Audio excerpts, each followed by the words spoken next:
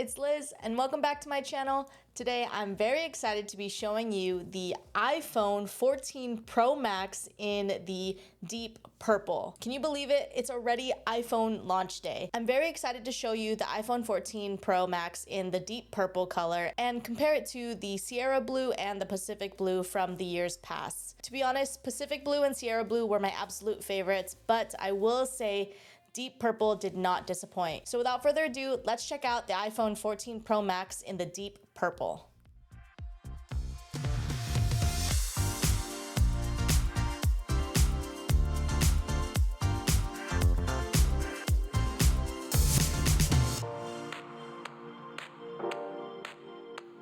Since we started with the unboxing of the iPhone, let's jump right into the setup process.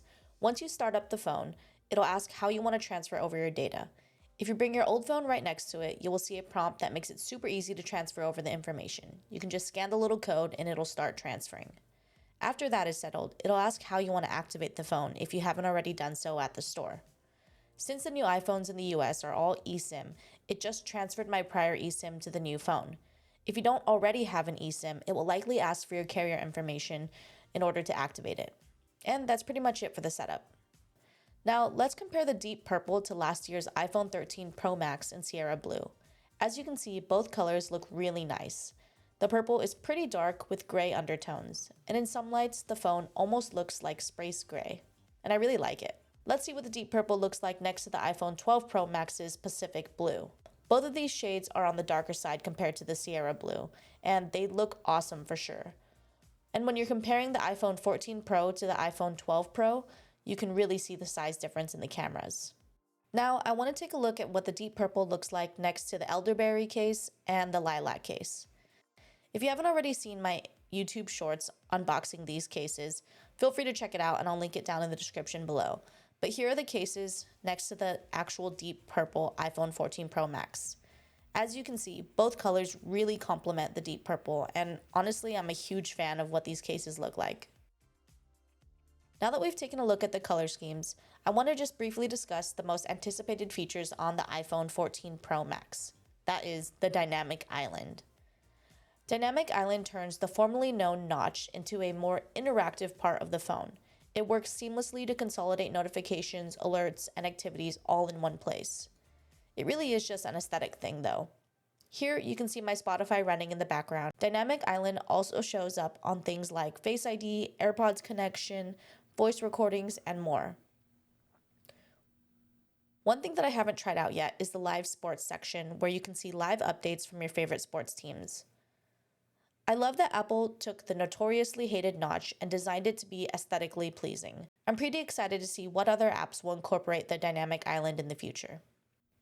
The last big change I want to talk about is the always-on display. This allows your lock screen to stay on at a dim level so you can easily glance at your phone without having to tap it. The phone also knows to turn off the screen when it is face down or when you walk away when wearing an Apple Watch. Apple claims the always-on display doesn't affect the battery life, but really only time will tell.